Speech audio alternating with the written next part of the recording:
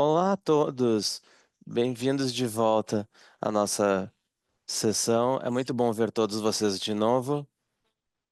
É ótimo estar de volta e começar logo. Sei que todos estão se organizando, então vamos dar um minuto até todos ficarem organizados. Então vamos ter a introdução e logo teremos um ótimo grupo de palestrantes. Hoje é sobre corporações e ações climáticas. Então, se vocês publicarem nas suas mídias sociais, por favor, nos marquem e usem as hashtags. Eu sou uma das moderadoras, meu nome é Clarissa, vocês já devem ter me visto. Eu falo da Oxford Net Zero. Antes de passar para a minha outra moderadora, a Merna, eu tenho uma rápida nota. Eu sei que vocês vão fazer muitas perguntas e eu sei que a gente já teve algumas complicações técnicas, mas a gente vai enviar uma atualização no final da sessão, porque a gente não quer tirar o tempo dos palestrantes. Então, por favor, aguardem, a gente vai falar sobre esses assuntos no final. Agora eu passo para a Merna. Olá a todos, meu nome é Merna, eu falo do lado de UIC. Muito obrigada por se juntarem a nós. Como falaram, a gente vai falar sobre as questões técnicas no final e abriremos inscrições para as outras partes no final e vou enviar um e-mail sobre a sessão e as próximas sessões no final. Então, aqui nós temos os principais aprendizados que queremos ter aqui, que é entender o papel dos compromissos climáticos, mas vocês têm mais detalhe nas telas. E aqui temos a pauta de hoje. A primeira palestrante vai ser a Alexis, depois a Karen e depois a Tracy. E vocês terão uma sessão de perguntas e respostas no bate-papo. Então, dessa vez, tentem usar o bate-papo somente para perguntas, não coloquem seu LinkedIn lá. E teremos algumas reflexões no final e também salas de bate-papo opcionais. Aqui nós temos um pouco mais sobre os nossos palestrantes e vamos passar rápido porque queremos que vocês interajam mais nas salas do final. E agora vou passar para a Alexis McGovern. Ela é diretora de engajamento de parceria de partes interessadas e pesquisadora da Oxford Net Zero, onde transforma pesquisa em ação para promover estratégias net zero confiáveis e alinhadas à justiça. Ela co-criou e co-lidera o Programa Global de Treinamento Climático para Jovens, que equipou mais de 5 mil jovens ativistas climáticos no entendimento das negociações da UNFCCC. Alexis é membro do grupo de trabalho técnico do Protocolo de Gases de Efeito Estufa, contribuindo para a primeira revisão do padrão corporativo em 2 décadas. Antes de ir para Oxford, ela trabalhou na União Internacional para a Conservação da Natureza na conservação de biodiversidade marinha. Alexis, é com você. Muito obrigada, pessoal. É ótimo estar com vocês para a palestra de hoje. É muito bom que a gente vai ter a oportunidade de conhecer mais vocês. Eu sei que vocês já participaram das salas de breakout nas outras sessões e podemos participar hoje. Então, muito obrigada, Jamie, por estar controlando a minha tela hoje. Além do trabalho que a gente faz coordenando este programa de treinamento climático para a juventude, eu também trabalho para garantir que as metas de emissões zeros corporativas sejam alcançadas de uma maneira de alta integridade. E é isso que eu vou falar um pouco para vocês. E é assim que a gente vai começar. Primeiro, uma visão geral do que vamos cobrir hoje. Primeiro, por que a gente tem que se preocupar com os atores corporativos? Eu sei que a gente já falou muitas vezes sobre os atores governamentais, mas a gente também tem que pensar nos atores não governamentais, especialmente as empresas. A segunda questão é entender o que a gente define como o cenário de governança de emissões zero, o que é bastante coisa, então a gente vai entrar em detalhes sobre o que isso significa. E terceiro é usar um estudo de caso para falar sobre como a gente consegue fechar uma brecha na governança de emissões zero que tem a ver com os provedores de serviços profissionais. Então, primeiro eu quero mostrar uma coisa para vocês. Quem já viu essas listras de aquecimento? Eu estou vendo que muitos de vocês estão acenando com a cabeça, mas aqui é uma base de dados que é centralizada, pertinho da gente, em Oxford, em uma outra universidade que fica a 30 minutos de nós, e é basicamente uma representação visual da média do aumento de temperatura ao longo do tempo. Então, é um lembrete visual muito significativo para a gente lembrar de como o clima e a atmosfera estão aquecendo ao longo do tempo. Mas eu acho que o que eu quero começar aqui é apresentar essa representação visual, e eu vejo que tem pessoas que estão com já fizeram ternos, gravatas, até meias, com esse padrão de listras e vão nos encontros com ela. E é meio que uma metáfora para o papel que a gente desempenha, que realmente é tentar traduzir e fazer a pesquisa acadêmica parecer real e tangível para as pessoas. Então, o nosso papel é pegar pesquisa acadêmica complexa e focada em especialistas e traduzi-la para as pessoas comuns. Então, essa imagem traduz dados que são muito complexos, mas eu tenho certeza que intuitivamente todo mundo consegue entender. Eu também gosto de começar as minhas apresentações com essa frase da Catherine Wilson, que é uma ex-estudante de Oxford, que estudou no mesmo lugar que eu estudo agora. E como vocês sabem, se vocês estão nesse programa, vocês sabem que a gente passa muito tempo lendo as suas inscrições e lendo as suas razões para participar do programa, e o que a gente vê é um senso de dever e obrigação, e vocês realmente querem consertar os maiores problemas do mundo. Mas em muitas inscrições a gente vê que isso acaba sendo uma questão pessoal para muitas de vocês. Isso causa ansiedade, causa medo em relação ao futuro, e eu reconheço isso. Eu também me sinto assim. Mas eu também queria dizer que isso é um belo momento para estar vivo, porque nós estamos aqui e tudo o que podemos fazer é lutar por um planeta habitável, por um futuro habitável para nós, para nossos irmãos e irmãs em todo o mundo e para as gerações futuras. Mas realmente é um lindo momento estar vivo numa época em que a gente pode fazer algo que realmente importe. Então, primeiro, por que que a gente se preocupa com atores corporativos? Muitos de vocês podem ter vindo de lugares onde o Estado desempenha um papel muito maior na ação climática. Então, eu gostaria de dar três razões. A primeira são as emissões. 72% das emissões de dióxido de carbono, de cimento e de combustíveis fósseis deste grande período que vai desde o começo da Revolução Industrial até 2022 podem ser atribuídos a apenas 122 indústrias. E eu acho que o que a gente aprende com isso é que é um grupo muito pequeno de empresas altamente intensivas em energia que são parte da cadeia produtiva de toda a nossa rede global de emissões.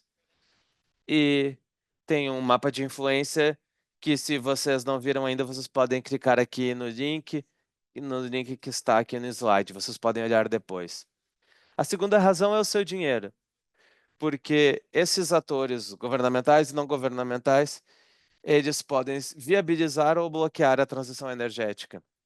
E aqui a gente vê que apenas 1% dos fundos de investimento global são considerados alinhados com o Acordo de Paris. E a terceira, e talvez a mais importante, é a ambição, que acaba permitindo que os formuladores de políticas públicas e outros atores governamentais possam ser bem ambiciosos no que a gente chama num loop de ambição. E é aqui que a gente mostra como funciona esse círculo de ambição. É um mecanismo que se reforça continuamente e a gente vê que a gente tem metas corporativas muito ambiciosas que vão ajudar o governo a ter a confiança também para implementar decisões políticas que vão melhorar todo o cenário. Então, a gente precisa de tudo isso para funcionar em simbiose um com o outro. E é muito difícil para os formuladores de políticas públicas tomarem decisões que ainda não tiveram precedentes ou encontrar um novo comportamento, ou tomar decisões que eles acham que vão ser impopulares, e eles também estão sujeitos a lobbies, então é difícil reverter decisões impopulares. E, ao mesmo tempo, empresas ambiciosas que querem avançar mais longe ou mais rápido, elas acabam não agindo porque elas podem ser punidas por serem as pioneiras e acabam perdendo quando eles decidem investir em pesquisa e desenvolvimento primeiro ou antes dos outros, ou acabam usando iniciativas que custam mais e acabam repassando para os consumidores. Mas primeiro, eu quero começar com boas notícias. Os compromissos das corporações estão aumentando. A gente vê aqui as empresas, que são o foco da apresentação, mas também nas diferentes estados, regiões e também nas cidades. E isso vem de uma base de dados que parcialmente foi organizada e financeiramente sustentada pelo Oxford Net Zero. É o Net Zero Tracker, o monitor de emissões zero, e a gente usa uma parte dessa análise no nosso relatório que a gente produz para o secretário-geral e apresentamos ano passado. E basicamente a gente teve uma atualização sobre o cenário de emissões zero e a gente também ofereceu algumas análises sobre como essas nossas recomendações vão ser levadas adiante. Então, sim, a gente tem um crescimento estável de dezembro de 2020 a setembro de 2024, que é a data dessa análise. Então, a gente vê um aumento nos compromissos corporativos, porque a gente tem uma expectativa do mercado, a gente tem expectativa dos consumidores e, em geral, a gente tem compromissos suficientes para que todos possam ser competitivos com seus concorrentes. E para isso eles precisam demonstrar que estão realmente tomando alguma ação climática. E basicamente, o que acontece depois que você tem uma meta de emissões zero? Primeiro, você tem que dizer, ok, eu quero contribuir com emissões zero até 2050. Mas o que a gente precisa é um sistema robusto, transparente e responsabilizável para que quando você determina um compromisso, você faz uma promessa, você realmente vai cumprir essa promessa. E isso vai tanto para o cenário corporativo e também para qualquer compromisso individual. Você tem que ser responsável pelas suas ações. Então, a gente trabalha, nosso trabalho no Oxford Net Zero é traduzindo essa grande meta, tendo um entendimento científico e real sobre o balanço de gases na atmosfera, em uma orientação para atores corporativos e outros atores não governamentais. E a gente tem que garantir que as regras e padrões e políticas que estão por trás destes compromissos de emissões zero estejam o mais próximo possível de uma emissão zero de alta integridade até 2050. E é isso que a gente chama de governança das emissões zero. Então, a gente tem que ter esses mecanismos muito sérios. Opa. E aqui, apenas para afirmar, a gente já tem muitas orientações por aí, já tem um sistema de governança que realmente tenta guiar o comportamento corporativo na direção de resultados de alta integridade. Então, tem orientações em todas as questões ligadas aos créditos de carbono e como eles devem ser usados, e o quanto a gente ainda está distante dessas metas de emissões zero, e como elas têm que estar em 2035, em 2050. A gente também pensa num plano de transição de transição energética. Então, a gente tem muitas orientações. Em 2022, a gente fez uma análise que basicamente foi solicitada por um grupo de atores corporativos que nos disseram: olha, realmente a gente quer ter uma meta de emissões zero, mas tem muitas orientações espalhadas e a gente nem sabe o que deve fazer, porque uma entra em conflito com a outra e é difícil saber qual é o comportamento corporativo correto. Então, o que a gente demonstrou é que, sim, há muitas orientações diferentes, tem muitas pessoas lançando documentos com orientações, mas a gente já tem muita informação sobre o que são boas práticas de metas de emissões zero. Então, mesmo que tenha alguns desacordos pontuais, no geral, a gente entende que todas essas boas metas convergem em muitas questões técnicas, principalmente nos seus princípios técnicos. Tem algumas questões que não têm alguns tons de cinza ou têm mais nuances, como, por exemplo, será que essas metas têm que contribuir para a transição energética justa? Então, a gente tem que ver quais são as boas práticas, isso é um pouco mais difícil. Mas, no geral, a gente vê uma convergência nesse cenário. E a gente fez essa análise em 2022 e ela foi tão usada, tão amplamente usada, e ela foi tão útil para as pessoas, que a gente fez de novo em 2024 para demonstrar como o cenário mudou nos últimos 2 anos, e onde é que tivemos mais áreas de acordo, onde é que a gente tem novas áreas de desacordo. Então, a gente tem toda a questão de governança de emissões zero, então a gente consegue entender quais são as orientações para emissões zero, então a gente tem qual é a data das metas e etc. E vocês podem encontrar essa análise no nosso site. Eu também vou colocar o link no chat. Mas o que nós descobrimos é que havia essa inadequação. E, por exemplo, um desses exemplos são que o objetivo deve ser até 2050, o objetivo final deve conter objetivos intermediários, que serve como uma guia, e e seria em intervalos de 5 anos. Então, por exemplo, se o final é dos 2050, temos que ter intervalos até chegar essa data. Outra coisa que foi amplamente concordado é que essas compensações devem estar fora dos limites organizacionais.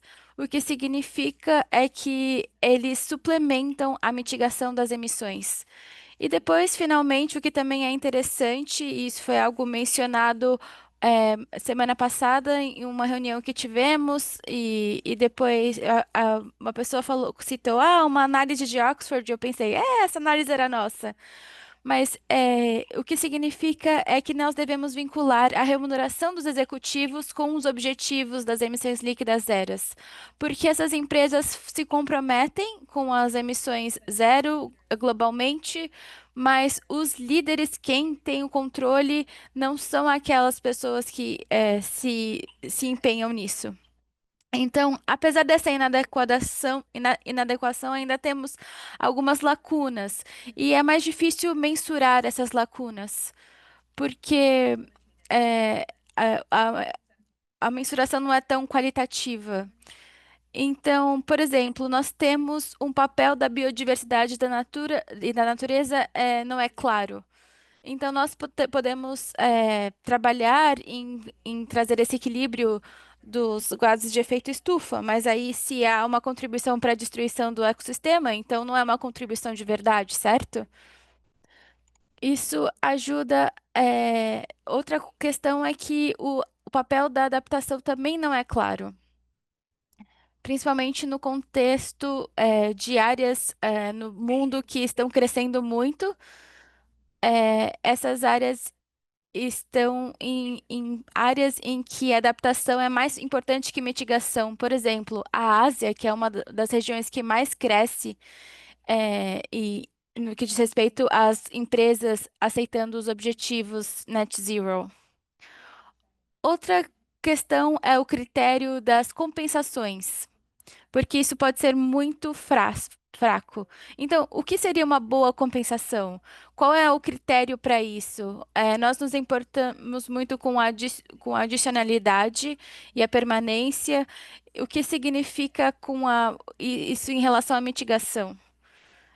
E também em respeito à permanência, nós queremos saber nós queremos que haja objetivos em larga escala, em ampla escala. Então, por exemplo, se o objetivo é uma floresta, e aí você comprou o crédito de carbono para justificar as emissões, mas aí a floresta queima e o carbono é colocado na atmosfera. Então, isso não deu certo. Nós temos que saber que todos os escopos de emissões têm que ser incluídos nesse projeto, e nós fizemos uma análise em 2022 e a conclusão disso é que o escopo 3 também deveria ser incluído, e agora essa é uma recomendação no objetivo de emissões líquidas zero, e agora ele está aqui. Em alguns padrões, falamos de emissões relevantes, mas há grupos técnicos que trabalham nos protocolos de gás de efeito estufa, e isso agora está sendo atualizado pela primeira vez em 20 anos, então foi todo esse tempo que nós precisamos, é, mas esse é um padrão é, geral. Mas esse padrão não está atualizado, e por isso nós temos essas discussões com esses grupos. E acreditamos que as emissões de escopo 3 também devem ser incluídas. E depois nós não temos uma clareza no papel desses serviços profissionais, por exemplo, firmas de advocacia, consultorias, agências de relações públicas e outros que estão trabalhando diretamente através do trabalho, viabilizam as emissões, por exemplo, para aumentar a produtividade de uma indústria. E essas do terceiro serviço, eles não se responsabilizam pelo que fazem, porque, na verdade, estamos focados nas emissões operacionais. Então, as pessoas não são responsabilidades só pelo que emitem diretamente, mas pelo que viabilizam por meio do trabalho. Então, nós temos esse conceito aqui de emissões de serviços, porque não são emissões só operacionais, mas sim sobre os serviços que oferecem, os conselhos, as consultorias, os clientes com quem você trabalha, o tipo de trabalho que você realiza. E nós fizemos análises, analisamos com uma agência de publicidade e percebemos que as emissões de serviços foram 42 vezes mais altas que as emissões operacionais. Então, para responder a essa lacuna, nós, eu acho que é importante definir o que é bom, no que diz respeito ao alinhamento com 1.5. Então, temos que trabalhar com as firmas de advogados e outras agências. E nós, na verdade, temos 6 áreas de ação para fazer o alinhamento dessas provedoras de serviços com um mundo que seja 1.5. Então, temos que enfrentar nisso, temos que integrar a questão do clima no seu processo de due diligência. Então, existem análises.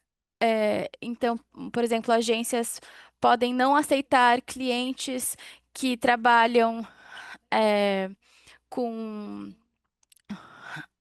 serviço infantil, trabalho infantil, por exemplo, já existem maneiras de evitar isso. Mas nós não vemos uma integração suficiente da questão climática nesses processos de due diligência. E algo que tem a ver com o que a Tracy vai falar é que é sobre como usar o seu poder, a sua influência para fazer lobby e, na verdade, lutar pelos esses padrões e se essas políticas no que diz respeito a serviços, às emissões de serviços. Então, nós estamos no começo do trabalho, mas temos 3 grupos diferentes. Então, firmas de advocacia, agências de consultoria e relações públicas, e nós queremos traduzir essas áreas, essas 3 áreas diferentes, em linhas gerais que sirvam como guia para as pessoas. E então é isso que nós estamos fazendo atualmente. Mas se você se interessar, se você trabalha em uma firma profissional e você quer fazer parte desses grupos, por favor, junte-se a nós. E nós temos aqui algumas fontes que vocês podem pesquisar, sites, livros, podcasts. Eu espero que vocês leiam esses livros, que sejam muito interessantes. E se vocês tiverem alguma pergunta, por favor, perguntem, me mandem um e-mail. Este é o meu e-mail, o que está na tela. E agora estou muito animada para ver as apresentações da Tracy e da Clarissa. Muito obrigada pelo tempo. Muito obrigada, Alexas, pela apresentação maravilhosa. Eu adorei. E eu vi que o chat também estava em polvorosa. Então, por favor, compartilhem as questões de vocês. Nós temos muitas perguntas e no final da sessão nós vamos ter uma sessão de perguntas e respostas com os palestrantes. Então, agora eu vou falar da nossa próxima palestrante, que é a Karim. Ele é engenheiro aeroespacial e cofundador e diretor administrativo da 18 Energy, uma empresa de soluções climáticas focadas em energia renovável. Ele atuou como membro da Race to Zero com a equipe de campeões de alto nível do Clima da Azul. e trabalhou na regionalização dos padrões de zeros emissões líquidos, promovendo o mecanismo de responsabilização e integrando equidade e justiça nas estruturas climáticas globais. Corinne também é consultor regional da ONU para a Juventude, negociador na COP 27 e 28 e um forte defensor da inclusão dos jovens na governança climática. Seu trabalho une políticas, negócios e engajamento dos jovens, garantindo que os compromissos climáticos sejam ambiciosos e confiáveis. Então, agora passo a palavra é você, Karin. Muito obrigada pela apresentação e estou muito feliz de estar aqui com vocês hoje. Eu sei que será uma ótima sessão. Aprendi muitas coisas com a Alexis. Eu também quero muito ver a apresentação da Tracy. E hoje nós vamos mergulhar na relação entre empresas e outros agentes climáticos, falaremos de políticas, e isso faz parte de todos os chapéus que eu usei. Eu trabalhei em diferentes setores, no setor privado, público, trabalhei na ONU e atualmente trabalho no setor privado, numa empresa. E isso foi bom para mim porque consegui analisar o mesmo problema de perspectivas diferentes.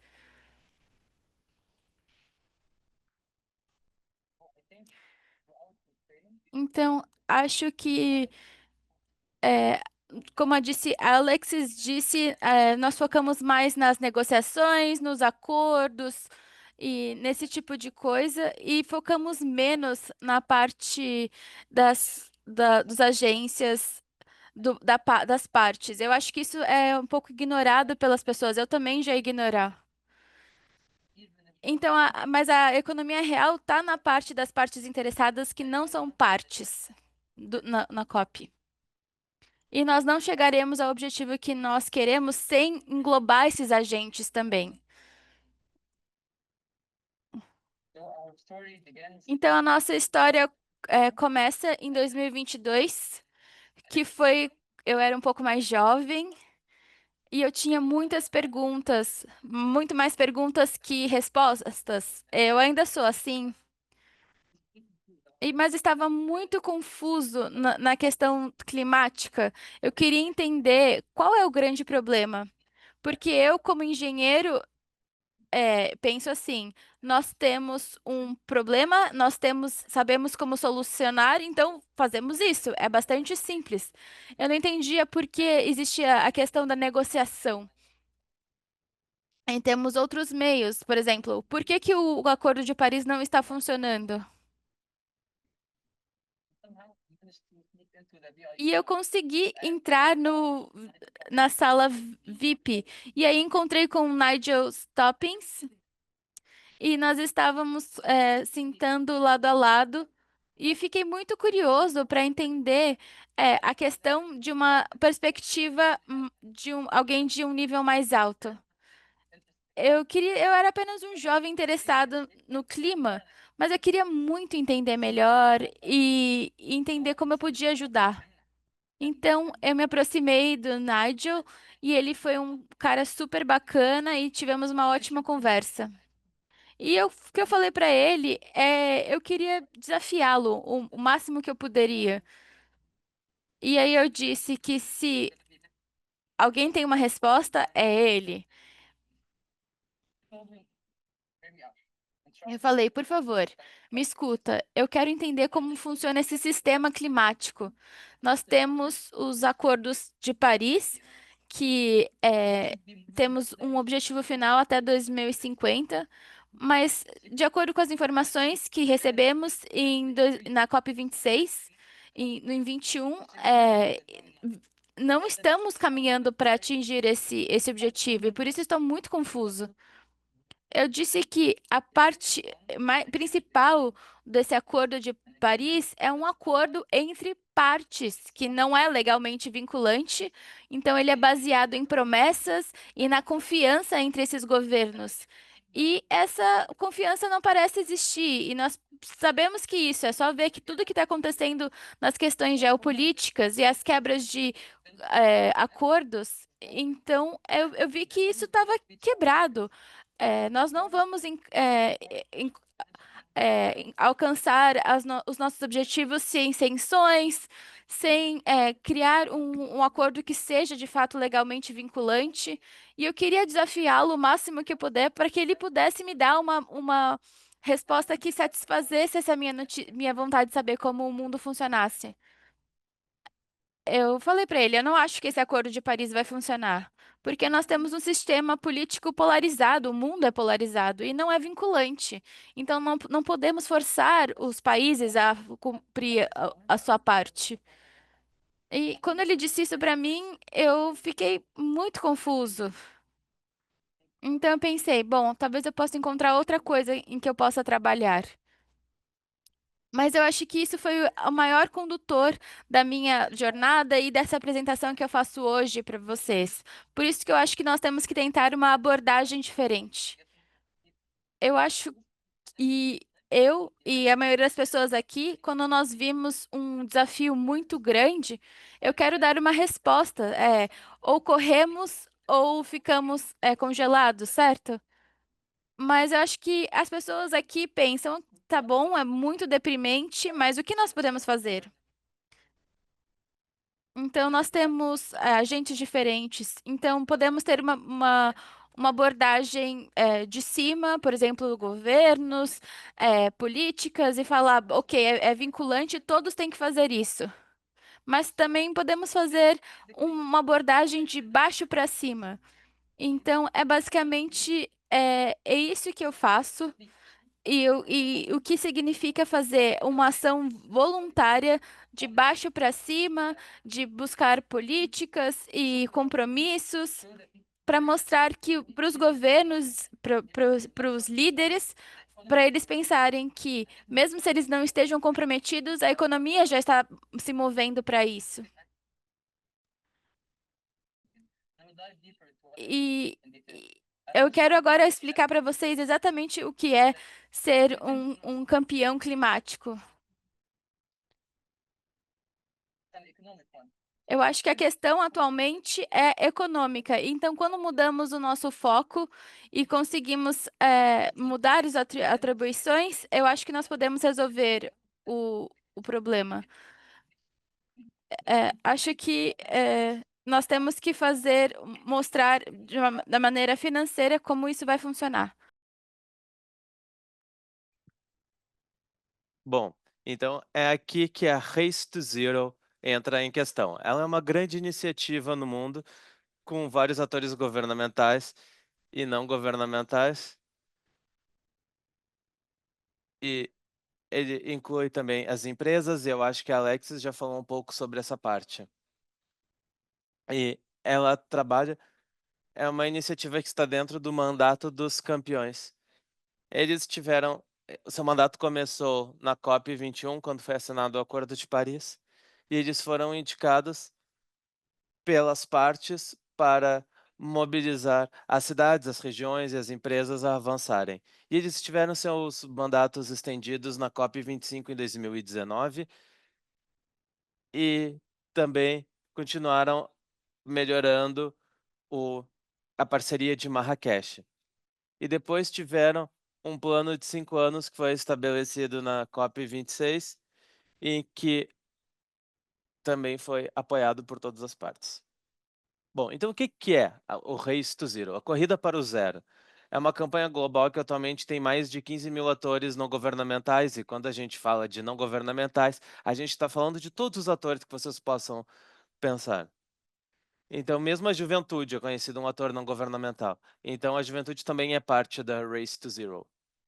Então, isso, uma regra dourada que nós temos é que a gente tem que atingir emissões zero até 2050, que é a regra do Acordo de Paris. E essa é uma meta estatal, é uma meta do governo, então ninguém assinou para isso. Então, o que que o Race to Zero está fazendo? Ele está querendo garantir que os atores não governamentais também tenham a mesma meta, e a gente está fazendo o possível para dar o suporte. Não importa se você é uma região, se você é uma cidade, se você é uma empresa, todos nós estamos querendo reduzir pela metade em 2030 e a zero até 2050. Então, como é que você pode entrar no Race to Zero? Então, eu compartilhei essa imagem e a Clarissa vai compartilhar com vocês, mas o que eu gosto mais da Race to Zero é o foco dela. Então, eu vou mostrar no próximo slide alguns tipos de metas mais específicos, dependendo de onde você está. Mas o bom é que atende a todos, não importa se você é uma universidade, um hospital, uma empresa, uma instituição financeira, uma organização da sociedade civil. Então, eu tenho certeza que a gente vai conseguir encontrar um espaço para que todos contribuam. Outra questão que eu achei que era um pouco confusa lá no começo é que eu queria contribuir para essas grandes coisas que estavam acontecendo, mas não sabia como. Então, o Race to Zero foi um dos componentes que me deram esse apoio, que me fez com que eu pudesse conversar com a minha universidade quando eu estava na universidade e depois qualquer empresa que eu entrasse. Então, dá para fazer um plano e dá para participar do Race to Zero. Então, a gente centraliza em torno dos 5 P's que estão aqui no meio da tela. Começa com persuadir. Opa, desculpa, começa com pledge, que significa compromisso em inglês. Então você precisa ter esse compromisso e chamar seus parceiros. Depois você precisa ter um plano. E você precisa falar como é que você vai alcançar as metas que você quer. Por exemplo, eu quero atingir emissões zero até 2050. E depois você tem que proceder, você tem que realizar. E você vai ter que fazer políticas para isso. Por que que é importante prestar sempre atenção nesses 5 P's? Porque você não pode ter apenas um compromisso, uma promessa. E você não adianta ter também uma promessa se você não vai proceder, se você não vai executar. Então, você precisa ter ações suficientes para atingir as suas metas de emissões zero. Então, é aí que entra muito do debate que estamos fazendo hoje. Tudo tem a ver com esses 5 P's. Porque às vezes você não vai ter responsabilização ou você não vai ter dados para saber onde você está. E às vezes a gente tem aqui o quarto P e o quinto P, que é como fazer políticas, se você é um ator não governamental, ou como você pode alinhar as políticas existentes. Então, o que eu gostaria para descrever o Race to Zero é que ela é mais um tipo de. Ela é algo que alinha todos os atores que estão por aí no mundo. Então, a gente tem muitas iniciativas. A gente tem iniciativas para as cidades, a gente tem iniciativas para os hospitais, a gente tenta ter todos os tipos de instituições para que todos estejam alinhados com a meta do Acordo de Paris. E quando você vê que essa iniciativa, uma iniciativa, é parceira do Race to Zero, isso é uma garantia de que ela tem esse compromisso.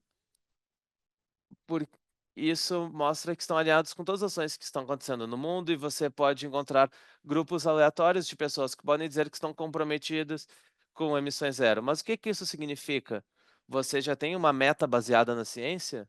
Você já assinou a iniciativa das cidades para o Race to Zero? Tem algum lugar que certifica que você tem metas válidas e que você está alinhando seus processos para chegar nas emissões zero? E a gente consegue encontrar muitos recursos sobre isso online. Então, o que eu quero mostrar com esse slide é que, se você é um hospital e você quer entrar no Race to Zero e você quer ter alguma ação, você pode encontrar um parceiro verificado que está aqui. Se você é uma instituição financeira, você vai ter bancos pelas emissões zero e por aí vai. Ok. Então, qual é a evolução do Race to Zero que estamos buscando? Bom, ela é uma iniciativa, mas ela destaca um movimento pelas emissões zeros de todos os atores não governamentais como um todo. E o que a gente já teve nos últimos, vamos dizer, nos últimos 10 anos, desde 2015, a gente teve muitas empresas que tinham uma meta e eles entraram em movimento. Então mas o que a gente quer é que todos assinem um compromisso, a gente quer que todos tenham um compromisso, e essa era a fase 1. Como vocês lembram, é o primeiro P. E a gente descobriu que muitos, vocês devem ter visto os números antes, a gente teve um número muito bom de pessoas que assinaram. e 50% da lista de maiores empresas da Standard Poor's assinaram para entrarem. Mas isso não é suficiente apenas ter uma declaração de sim, eu quero ter emissões zero. O que eles querem dizer com isso? Então a gente precisa ter padrões muito claros. A gente precisa entender quem é que vai determinar esses padrões, como é que a gente vai avaliar. Então a gente teve essa lacuna e a gente ainda está fazendo isso ainda com as emissões de serviço e tudo isso ainda está sendo falado no compromisso das emissões zero. A terceira fase, que quando eu estava trabalhando com o Race to Zero há 2 anos, era em relação à responsabilização. Então a gente tem números muito bons e a gente estava rodando várias ações, mas uma pergunta sempre era feita. Então tá, pessoal. Os membros do Race to Zero que fizeram os compromissos, agora vocês têm que mostrar os relatórios. E muitas pessoas que assinaram não conseguiram mostrar um progresso ou mostrar os relatórios, devido a diferentes razões.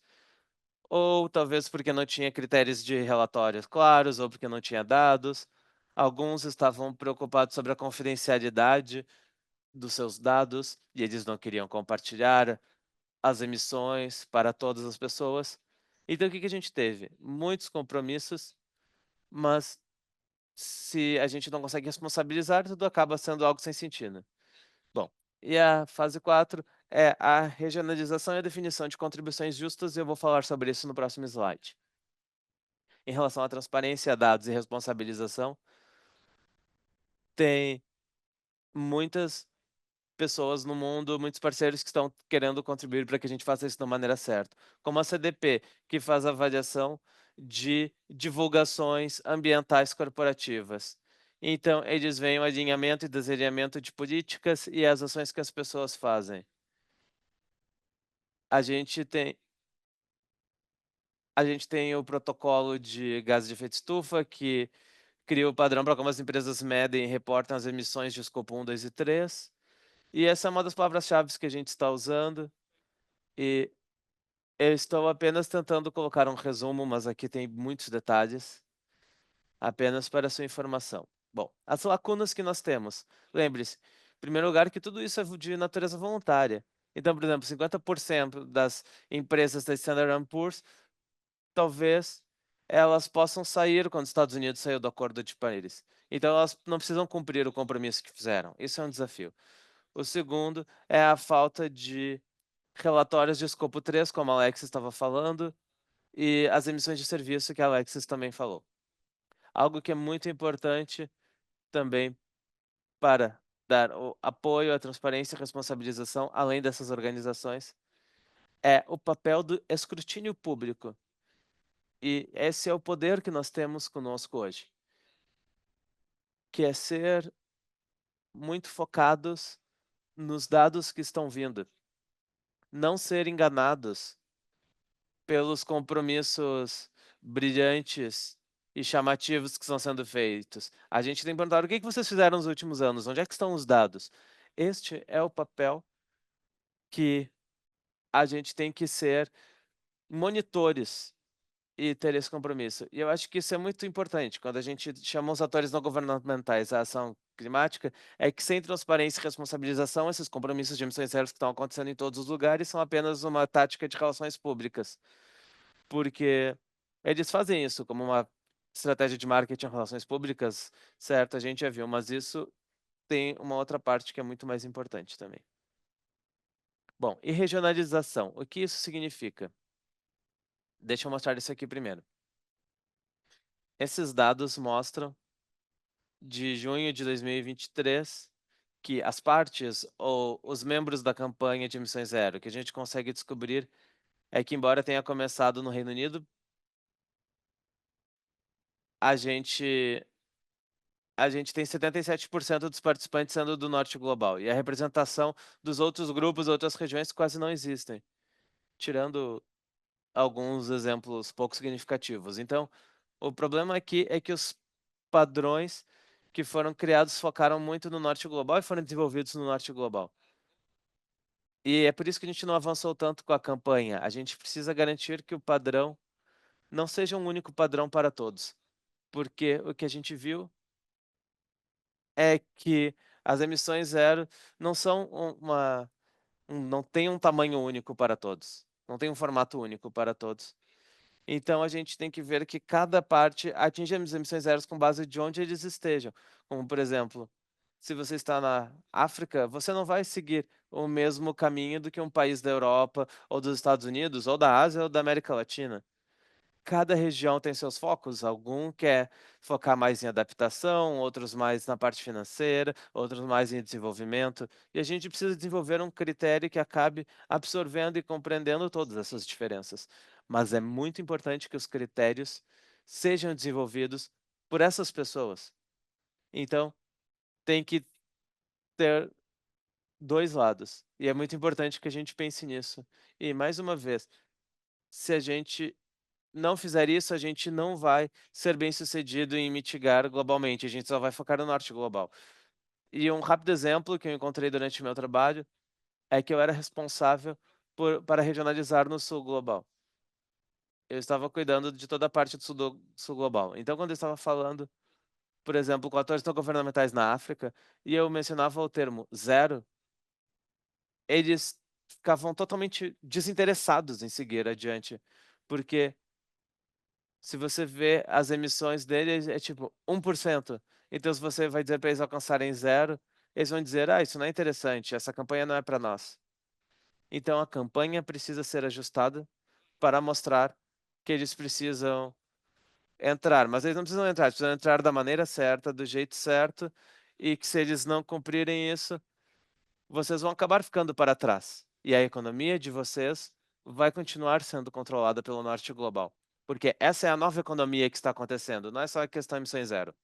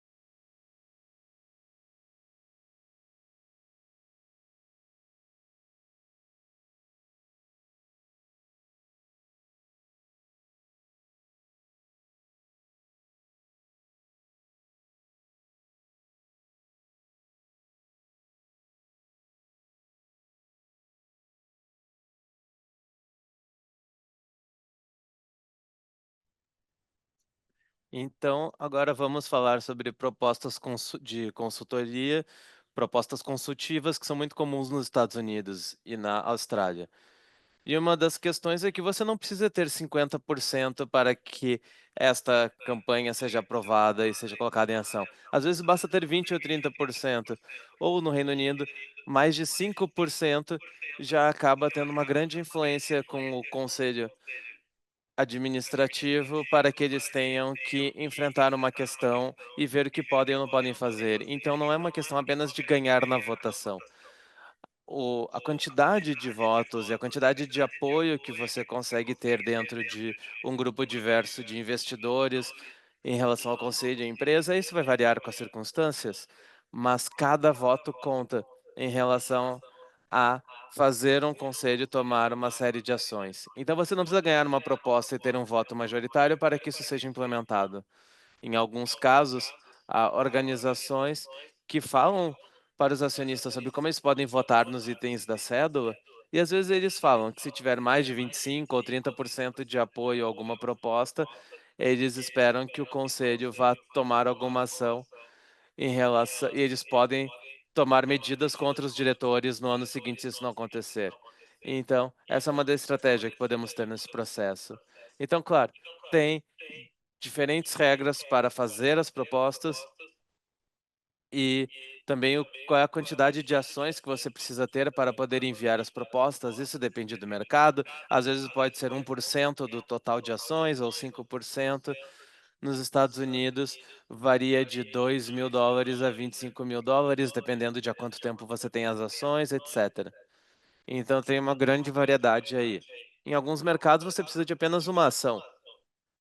Você precisa ter um pedido de ação muito claro e você precisa garantir que você legalmente siga as regras e encontre alguns prazos para que a sua proposta seja entregada no Proxy Statement, que é o dossiê entregue antes das assembleias. Então, ao aprender uma proposta de acionista, eu acho que aqui é uma oportunidade bem interessante que talvez vocês queiram prestar atenção, porque vocês podem participar das reuniões de acionistas, pode ser virtualmente, e algumas pessoas que eu conheci, de ONGs e outros, foram e realmente apresentaram propostas em nome de um grupo de investidores, o que é muito empolgante, e eles conseguem fazer isso avançar depois da reunião de acionistas, mas as negociações entre investidores e a empresa durante o processo todo, às vezes, apenas estar lá já é muito importante. Não é a proposta em si, às vezes, ou a votação, mas todo o processo de negociação com a campanha que vai fazer com que eles tomem ações. Então, essa é uma das muitas ações. Mas a gente precisa ter linhas claras de responsabilização com a empresa, a gente precisa ver qual é a influência sobre o conselho. E como eu falei antes, é uma grande oportunidade para fazer a questão avançar durante todo o mercado, porque apenas criar a proposta e conseguir a votação, entrar em contato com outros investidores e defender a sua causa, aumenta a compreensão sobre as questões e o risco econômico dessas questões. E isso acaba fazendo o mercado avançar em todo esse processo contínuo de educação. Então, tudo isso é muito importante. Outra coisa que é importante notar desde a Covid é que muitas reuniões eram presenciais. Isso era importante, porque você podia olhar para todos os membros do conselho, olho no olho, e perguntar: o que você está fazendo sobre as mudanças climáticas? Quais são as suas políticas? Você está fazendo, por que você está aumentando essa quantidade de produtos ligados a combustíveis fósseis? Enfim, você podia perguntar diretamente. Agora, muitas empresas têm reuniões de acionistas online, então isso acaba tendo este papel de responsabilização que você não vai conseguir olhar para os membros do conselho, até gritar com eles, ou falar com os acionistas diretamente no local. Agora essas reuniões são mais roteirizadas, as empresas agora controlam melhor o que acontece, quem é que fala, por quanto tempo. Então essa é uma barreira que a gente tem que ver como superar para reabrir essas correntes de responsabilização. Mas dito isso, eu acho que isso acaba criando muitas novas oportunidades que as empresas, os acionistas e os indivíduos têm, porque todo mundo pode entrar numa reunião online, mas antes, porque antes você tinha que atravessar o país num voo para chegar numa cidade, então o custo era muito proibitivo. Então, aqui eu tenho duas propostas. Uma é da Wells Fargo. Essa foi colocada há um ano atrás com o Conselho de Diretores, quando eles fizeram um relatório anual dos custos e estavam falando das informações confidenciais, e a gente perguntou como é que eles estavam aliando a sua influência de lobby diretamente e indiretamente das associações comerciais, coalizões, alianças e outras, em relação ao seu compromisso público de atingir emissões zero até 2050, incluindo as atividades e posições analisadas, quais foram os critérios usados para avaliar esse alinhamento e quais os atores que foram envolvidos. Isso foi perguntado. E aqui a gente tem muitos parágrafos dentro dessa proposta que acabam defendendo essa causa e dizendo por que que a companhia tem que dizer sim para todas essas atividades. Essa foi a Wells Fargo. E agora temos um da Toyota. E por que que é importante? Bom, porque a Toyota tem sido instrumentalizada em todo mundo com as políticas, porque há algum tempo atrás eles apostaram muito em motores híbridos em vez de motores de combustíveis fósseis, e eles acertaram a marca nos Estados Unidos, no Japão, para usar outros motores além dos de combustão interna. E eles fizeram muitas políticas para a gente criar carros não dependentes de combustíveis fósseis em algumas regiões do Japão até 2035. Então a gente tem o CEO da Toyota que vai diretamente à liderança e ao governo japonês dizendo: olha, a gente quer que vocês acabem com essa lei. E aí, às vezes, tem uma demora. E a gente vê isso no mercado americano também. A Toyota teve um impacto muito negativo nas regulações de carros em relação à descarbonização nos Estados Unidos. E acreditem ou não, isso teve a ver com a influência negativa com a Toyota, mas as empresas podem ser líderes e outras podem ficar mais atrás nesse debate sobre políticas públicas. E isso é importante para muitos stakeholders e acionistas que prestem atenção ao lobby, chamem atenção para isso, ah, chamem atenção do alinhamento ou desalinhamento em relação ao que estão tentando dizer e tentem colocar uma luz em relação a todos os lobbies prejudiciais que acontecem, para que a gente crie um sistema de mercado com regras claras para a descarbonização. E aqui um outro exemplo que é da Woodside, uma outra proposta que foi similar. Os acionistas pedem que a empresa cesse toda a defesa, toda a incidência política pública e privada, direta e indireta, que contradiga as conclusões do alinhamento de aumento de 1,5 graus da Agência Internacional de Energia e do painel intergovernamental de mudança climática, incluindo a incidência política relacionada ao desenvolvimento de novos campos de óleo e gás. Então, eles parecem um pouco estranhos, mas na verdade são ferramentas e documentos muito importantes para falar com as empresas e com os grandes acionistas. Eu falei um pouco sobre o que esse ativismo acionário pode conseguir. A gente pode substituir diretores, a gente pode encorajar os auditores a responsabilizar o risco climático, a gente pode persuadir um conselho a ter uma ação mais dura. Muito disso tem a ver com a divulgação pública de alvos mais claros, a gente pode ter as empresas responsabilizadas, a gente pode fazer as empresas encontrarem soluções climáticas, oportunidades climáticas e contribuir com isso nos dossiês aos acionistas. Às vezes isso é muito chato, pedir para as empresas falarem sobre as suas políticas e compromissos em relação à governança climática e à sua visão climática, mas também é uma grande oportunidade de fazer as empresas trabalharem com a sua cadeia produtiva ou com seus clientes e consumidores em relação à descarbonização. Por exemplo, bancos, esse engajamento está ligado a como que eles engajam com os seus clientes, com os seus planos de transição, estratégias de descarbonização, como é que eles conseguem medir o sucesso e como é que eles se responsabilizam por continuar aumentando a descarbonização na sua base de clientes. E como é que vocês incentivam os clientes a ir para a descarbonização? Esse é o tipo de engajamento nesse setor. E mais uma palavra rápida sobre quem são esses investidores institucionais que estão arquivando propostas. Enfim, eles são muito diversos. Às vezes eles são grupos de freiras e padres, e às vezes eles são de empresas como a BlackRock e a Fidelity. E é aqui que a gente tem alguns investidores institucionais que são importantes de conhecer. Os proprietários de ativos, que são os proprietários diretos das ações. Pode ser tanto um fundo soberano, que pode ser todo o governo da Noruega. Então, é um fundo em nível nacional, ou no Japão, ou na Singapura, que são fundos soberanos muito famosos.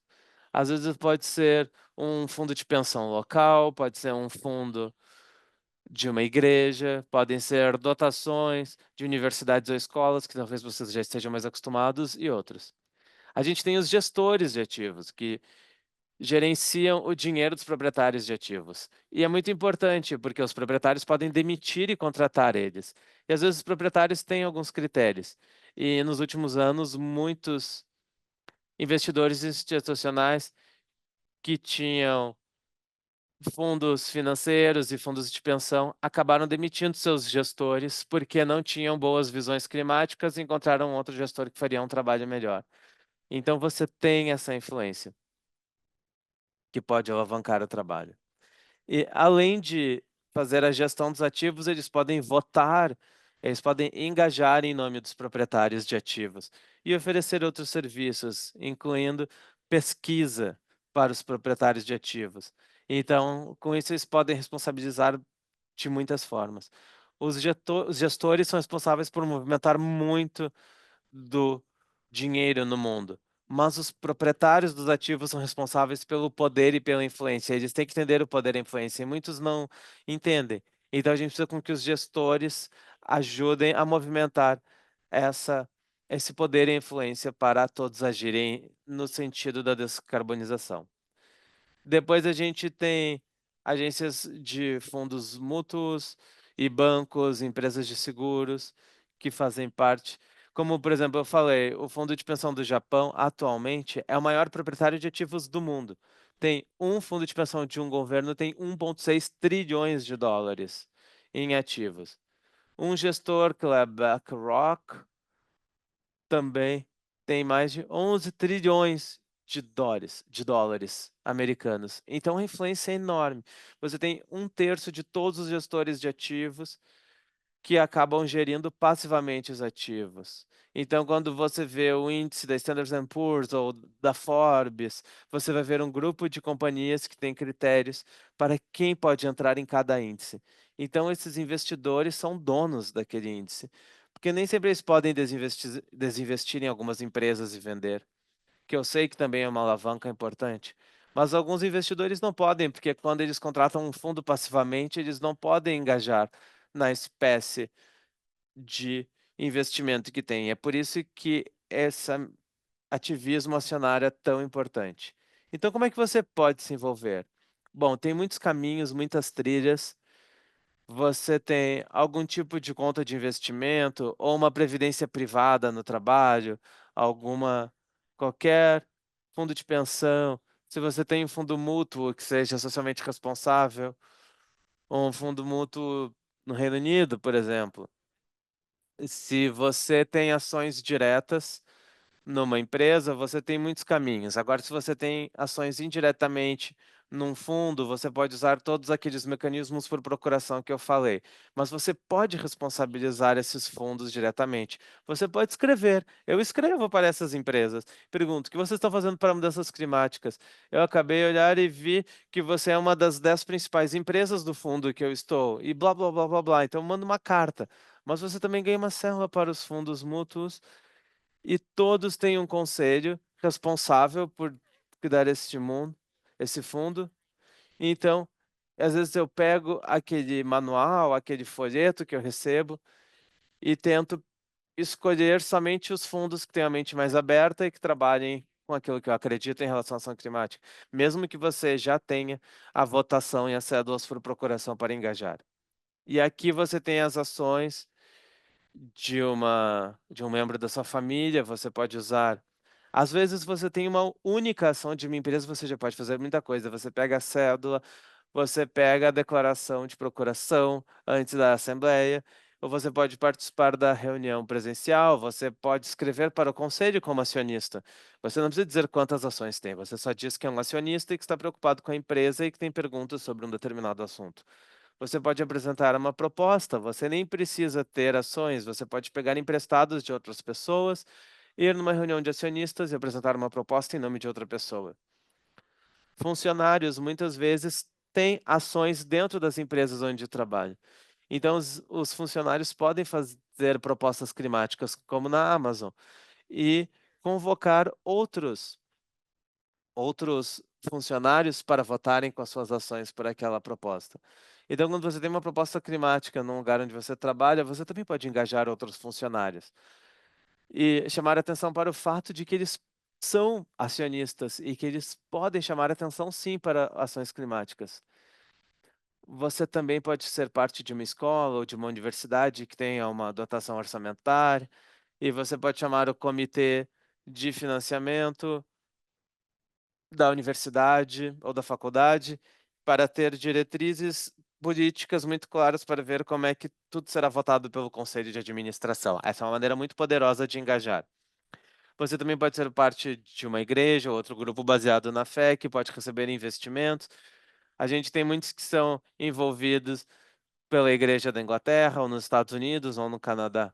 E nos Estados Unidos, por exemplo, você tem ONGs, como a Fundação Sierra Club, ou a PETA, que é o Grupo pelo Tratamento Ético de Animais, que tem os seus próprios acionistas, e eles têm propostas, e eles falam sobre o bem-estar de animais, também estão lutando contra grandes bancos e para tratar de questões de financiamento climático. Outra questão é que se você trabalha em qualquer ONG ou instituição que faz pesquisa climática, essa pesquisa pode ser muito importante para o grupo de acionistas para defender as suas causas. Então, também é sempre muito importante pensar em como os acionistas podem ser uma alavanca para fazer avançar as discussões climáticas, tanto para as empresas, formuladores de políticas públicas, associações comerciais, e como você pode lidar com diferentes investidores ou grupos de investidores e colocar algum documento em cima da mesa deles com fundamentos para que eles possam incorporar nos seus argumentos. Dito isso, estou ansiosa para as perguntas de todos.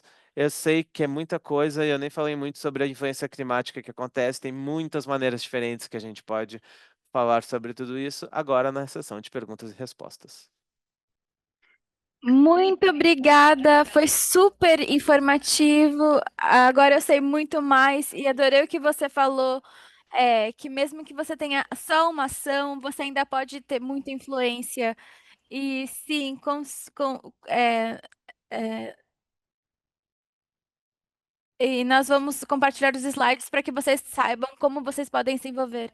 Será que podemos voltar ao principal slide? Eu acho que temos informações que todos temos, e depois vamos para a sessão de perguntas e respostas e para as salas separadas. Eu acho que é bom termos esse esclarecimento e os próximos passos para a próxima semana. Então, se pudermos ir até quase o fim, isso, exatamente. Nós temos aqui esse esclarecimento dessa tarefa de Bonn. Eu acho que eu peço desculpas pela confusão, mas só quero esclarecer. Vocês têm que escrever 150 palavras sobre os tópicos, não é 150 de todos, não, é 150 dos dois assuntos. Nós sabemos que é muito pouco, mas é que isso é parte do que queremos obter com isso.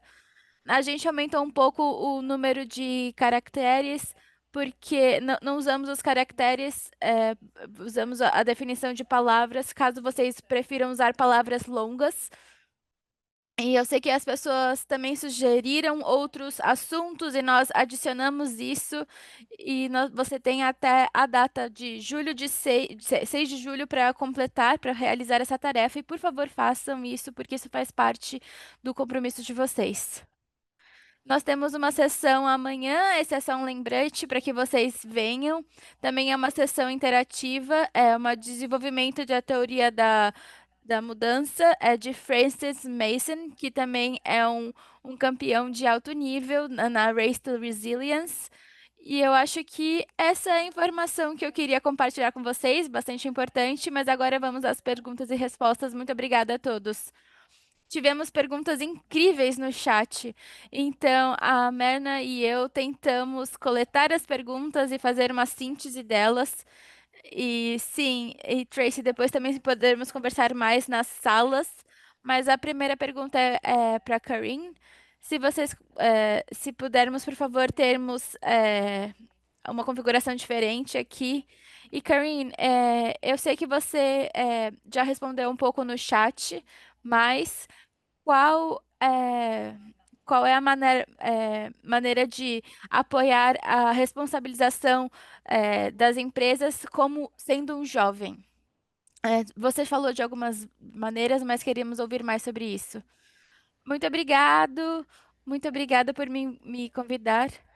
Tive que sair, por isso estou aqui, mas agora sobre a pergunta, eu acho que essa é uma pergunta muito importante porque nós estamos aqui como jovens e nós temos que saber como podemos contribuir para tudo isso que os palestrantes estão falando.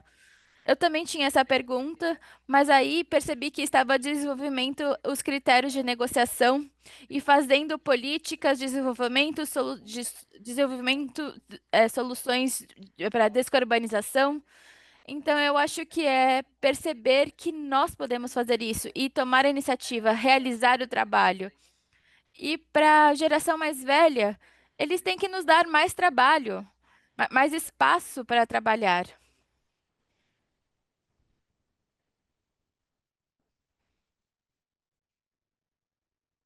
Então, mais uma vez, se reunir e apoiar as organizações, assinar as listas, fazer políticas, fazer ativismo. Você pode desenvolver soluções específicas se você vem de um background tecnológico. Então, há muitas maneiras, há muitas opções na bandeja.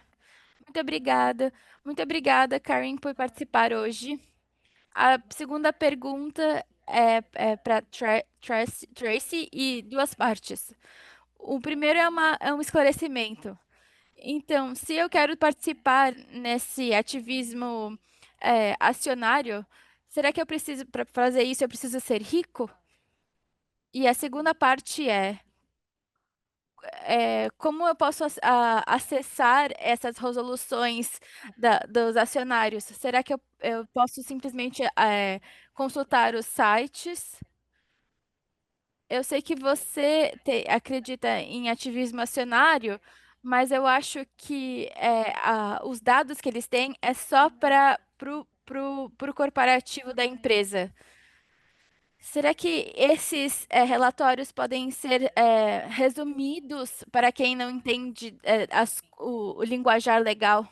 A primeira pergunta foi se você tem que ser rico.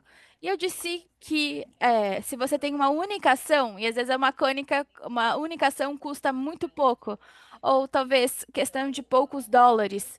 Eu acho que o que é mais importante é quando você tem acesso àquela única ação, você tem essa cédula de procuração, de votação que é dada para vocês. Então, há muita questão de legalidade, há muita informação, mas há muita informação que é bastante digerível, que explica onde que a empresa gasta dinheiro, onde você deve votar. Então, isso tudo depende muito do mercado. Mas nos Estados Unidos, muitos investidores têm pouco dinheiro, menor quantidade de dinheiro. Então, talvez eles tenham 10 mil dólares em ações e um outro acionista tem 1 milhão, mas esses dois acionistas trabalham juntos para criar uma proposta.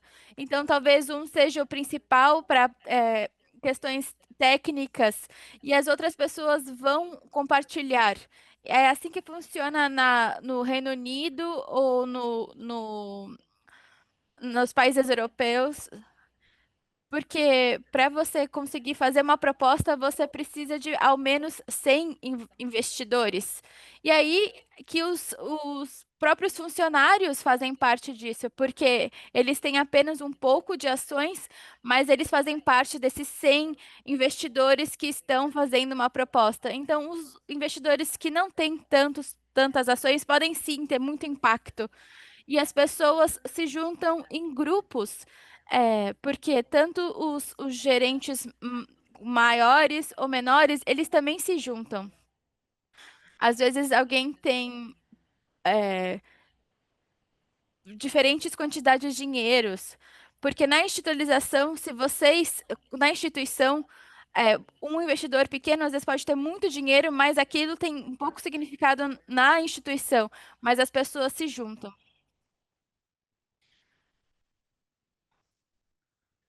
As relações públicas realmente são só para os membros e para instituições, porque é bastante caro. Nós não temos todas as propostas. Nos Estados Unidos, a maior parte das propostas de meio ambiente são disponibilizadas de graça nos sites.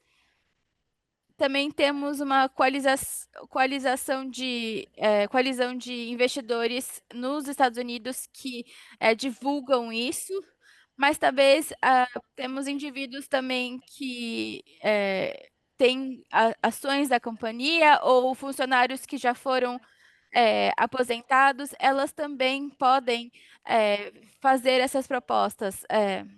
Temos indivíduos mesmo que fazem propostas, centenas de propostas por ano.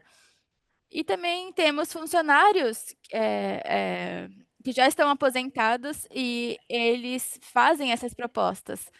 E isso é só quando vamos à votação, ou se não, você entra no site da sua justificação. Cada país tem as suas próprias regras e suas próprias entidades que regulam o mercado. E há a divulgação do que acontece na votação por procuração daquela empresa.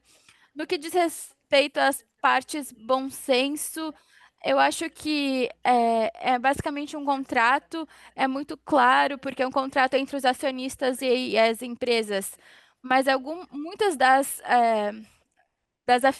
afirmações são muito óbvias, porque diz assim, olha, segundo esse relatório é isso, segundo essa agência nacional diz isso, que então é muito claro. E aí, para que isso seja esse objetivo seja alcançado, os acionistas pesam por isso. Então, muito do linguajar dessa proposta é simplesmente bom senso e há regras claras no mercado que diz respeito sobre como aquilo deve ser escrito. Então, acho que é importante fazer uma avaliação de como você faz o seu lobby e se isso está alinhado com os compromissos de carbono e usar a análise, como você chegou àquela determinação. E aí você vai à associação de ofício à associação de ofício, você vai a pessoa. É, é assim que funciona o lobby climático. Será que eu respondi tudo? Sim, sim, muito obrigada. Vamos compartilhar os links dos recursos que você compartilhou e das organizações que você citou. Acho que a Alexis tem que sair logo mais, então não temos perguntas para muitas perguntas, muito espaço para muitas perguntas, mas temos perguntas no chat. Acho que uma coisa que é uma discussão interessante é ir além das emissões e a questão do dinheiro sujo, do dinheiro ensanguentado. Eu acho que nós podemos falar sobre isso nas salas depois. Nós vamos dar uma pergunta bastante simples. O que você gostou mais de aprender hoje? Então, todas essas perguntas que vocês têm, conversem sobre essas perguntas na sala. E agora chegamos ao fim. Sim, só queria dar um lembrete, por favor, na questão da tarefa BON, nós temos algumas pessoas que já fizeram isso, nós tínhamos problemas, mas nós já resolvemos. Se vocês tiverem algum problema, por favor, nos contacte por e-mail. E sim, é isso. Eu vejo vocês nas salas e muito obrigada a todos que participaram hoje. E por favor, participem das salas agora, se vocês quiserem. Sim, muito obrigada. Jamie, se vocês puderem nos ajudar agora com a parte das salas. Muito obrigada. Sim, sim, todos. Só queria dar mais um lembrete. Se vocês forem a parte de cima da sua tela no Zoom, há quatro quadrados e vocês podem entrar no quarto, na sala que é da língua que vocês falam. E aí nós vamos continuar as nossas discussões.